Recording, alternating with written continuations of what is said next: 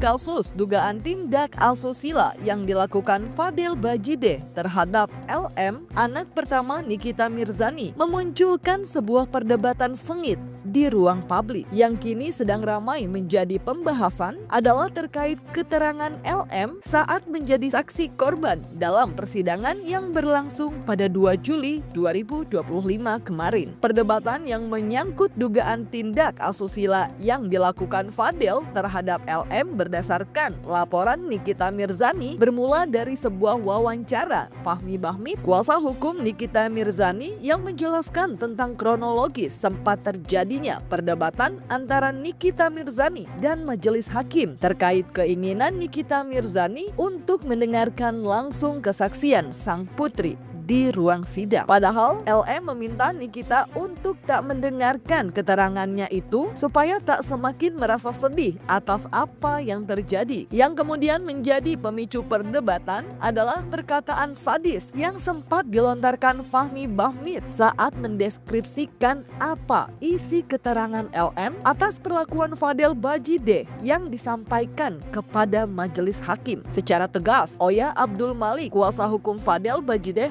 membantah apa yang dikatakan Fahmi Bahmid tersebut. Nah, boleh masuk, cuma sidang itu pada saat pemeriksaan saksi ada 2 cara. Dengan cara Nikita ada di dalam ruangan atau Nikita ada di luar ruangan. Nah, keinginan daripada Laura supaya tidak menyakiti hati mamanya, hati miminya, ya ingin miminya di luar saja. Supaya udahlah, nggak usah denger lah apa yang terjadi. Tapi Nikita bersikeras, saya mau tahu karena ini anak saya nggak mau cuma hanya cerita-cerita dari media sosial. Saya mau dengerin langsung di persidangan inilah. Disitulah terjadi perdebatan. Hakim akhirnya bijak, diizinkan masuklah saya dengan Laura. Mohon maaf, saya sama Nikita hanya untuk mendengarkan. Jadi bukan ada perdebatan, nggak ada, cuma Niki minta supaya saya boleh mendengarkan. Tapi dari berita itu ada benarnya bahwa memang ada perlakuan seperti yang sama berita-berita. Lebih sadis dari yang ada. Makanya itu kan karena sidang anak dan sidang kesusilaan, saya nggak bisa jelasin. Jadi intisarinya seperti itu. Jadi kita ingin mendengar. Artinya tapi Fadel ada di situ kan? Ada di situ. Dia nggak bisa apa-apa. Apa yang disampaikan Laura memang terjadi semua kok. Mau diapain? Dia tidak membantah. Tidak ada yang mau dibantah. Gimana memang kejadian seperti itu 2 kali? Ya udahlah. Sadis buat siapa? Tidak ada keterangan sadis sebetulnya. Semua keterangan yang sebenarnya disampaikan. Itu sebabnya tidak ada bantahan, karena itu yang disampaikan tidak kurang tidak lebih yang dialami oleh Loli. Kalau ada kalimat sadis kan itu dilakukannya bersama-sama, bukan sendiri, bukan Fadel sendiri, tapi bersama-sama. Saya tidak membenarkan apa yang terjadi ya. Saya tidak membenarkan apa yang terjadi. Mereka melakukan kesalahan bersama-sama. Tapi apa yang terjadi dalam persidangan itu karena tertutup tidak mungkin saya ungkap. Jadi saya cukup kaget aja ketika saya lihat statement dari sebelah kok berbeda dengan apa yang terjadi sebenarnya ya. Lebih lanjut, ketimbang memperkeruh keadaan, Oya Abdul Malik berharap kedua belah pihak yang sedang berseteru bisa lebih bersikap bijak dalam menghadapi jalannya persidangan. Alasannya, banyak hati yang harus dijaga dari pihak masing-masing. Saya cuma mau sampaikan bahwa terlalu banyak perasaan dan hati yang mesti saya jaga dalam masalah ini.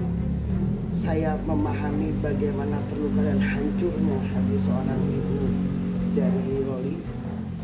Saya juga harus menjaga perasaan dan hati ibu dari Fadel dan keluarganya.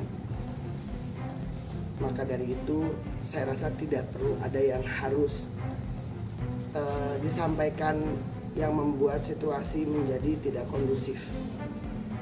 Karena buat saya nggak ada untungnya juga untuk menyampaikan hal yang tidak baik.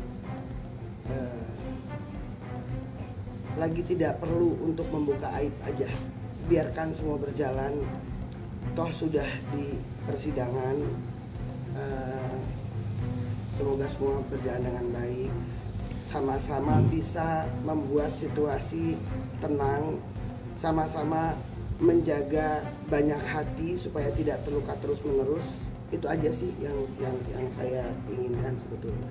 Saya rasa kalau kita semua bisa sama-sama menahan, sama-sama bisa menjaga semua perasaan, semua hati, rasanya tidak perlu ada statement yang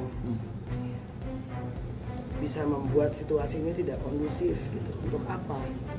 Saya rasa gini, pengacara juga harus pakai nurani ya. Enggak mesti harus terus menyalahkan si A, si B, si C, enggak. Kalau buat saya, kalau ini sudah ada di persidangan, ya sudah jalani aja.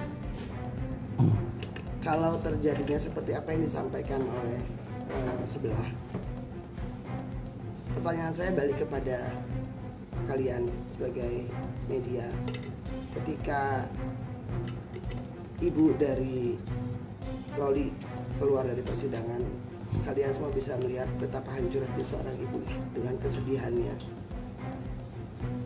Dan tidak ada statement yang disampaikan oleh beliau yang membuat suasana jadi tidak baik.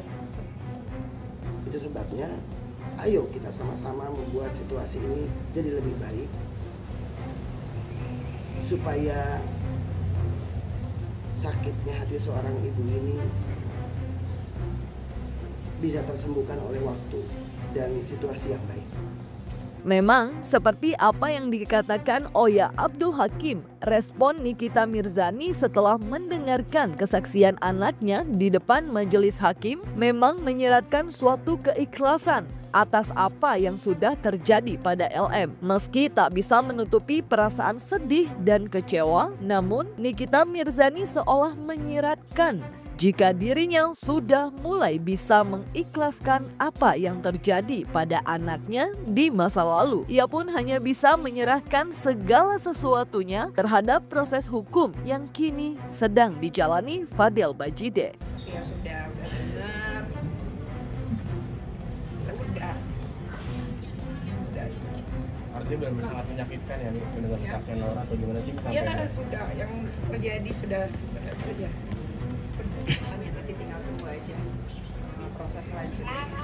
Betul, jadi gini, baik atau tidaknya sang ibu lah yang merasakannya. Dia lebih bisa merasakan sedihnya, kecewanya. Tapi saya yakin dengan hati yang sangat berat dan terluka, akhirnya harus menerima kenyataan bahwa ini sudah terjadi. Persis seperti kalimat beliau waktu diwawancara kemarin ya, ada kalimat yang sudah terjadi. Jadi buat saya di kalimat itu saya hanya berpikir oke, sudah semuanya sama-sama menjaga, semuanya sama-sama memberikan vibe yang baik. Di sisi lain, momen pemeriksaan saksi pelapor dan korban dalam persidangan kemarin juga dimanfaatkan betul oleh Fadel Bajide. Seusai menjalani persidangan, Fadel mengaku sudah meminta maaf secara langsung pada Nikita Mirzani dan LM atas kesalahan yang dibuatnya. Assalamualaikum teman-teman. Fadel udah tadi yang di dalam, Fadel udah kasih tahu ke Tante Niki juga. Fadel juga udah kasih tahu ke Loli juga. Fadel udah minta maaf juga ke mereka berdua atas kesalahan Fadel. Semoga atas masalah ini menjadi lebih baik lagi Fadel. Semoga selesai masalah ini dengan cepat. Fadel tahu gara-gara masalah ini Tante Niki juga jadi pusing, jadi sedih karena Fadel juga kemarin sama Loli ya seperti itulah, jadi anak yang gak baik gitu di mata orang tua.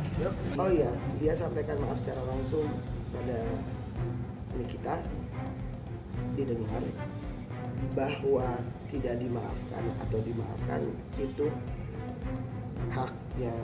Ini kita sebagai seorang ibu ya, kita juga nggak bisa memaksakan seorang ibu yang sedang hancur hatinya harus merespon saya terima maaf, tidak terima maaf. Jadi kita memang tidak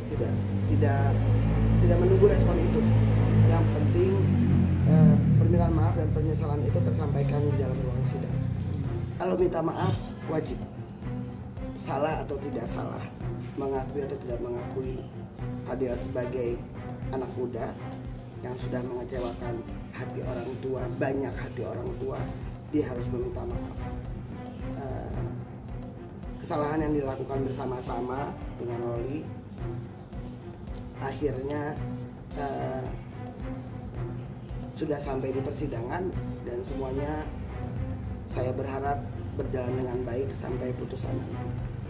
Seperti yang diketahui, Fadel Bajideh duduk di kursi terdakwa dugaan tindak asusila atas laporan yang dibuat Nikita Mirzani karena dituduh melakukan persetubuhan pada anaknya yang kala itu masih berusia 17 tahun. Selain itu, Fadel Bajideh juga dituding memaksa Loli, sapaan akrab LM, untuk melakukan aborsi. Dalam perkara ini, Fadel dijerat dengan pasal 76D Junto, pasal 81 Undang-Undang Nomor 35 Tahun 2014 tentang Perlindungan Anak, pasal 60 Undang-Undang Kesehatan Nomor 17 Tahun 2023 serta pasal 346 KUHP mengenai aborsi ilegal dengan ancaman hukuman mencapai 15 tahun penjara. Allah semuanya berjalan dan ini mau tidak mau karena Ana telah melakukan perbuatan, pertanggungjawabkan perbuatan tersebut karena akibat perbuatan Anda menyebabkan anak Nikita Mirzani menjadi seperti itu. Ya, itu harus dipertanggungjawabkan terhadap pelaku. Saya tidak pernah mau menyerang siapapun.